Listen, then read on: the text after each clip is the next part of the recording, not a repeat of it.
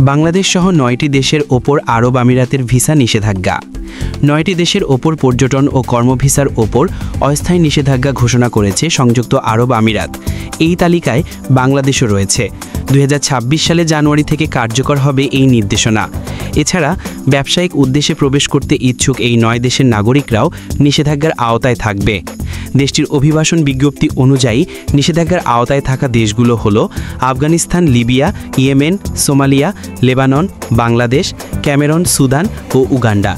নিরাপত্তা উদ্বেগ, ভূ রাজনৈতিক সম্পর্ক এবং কোভিড-১৯ মতো মহামারীকে নিষেধাজ্ঞার অন্যতম কারণ হিসেবে উল্লেখ করেছে দেশটি।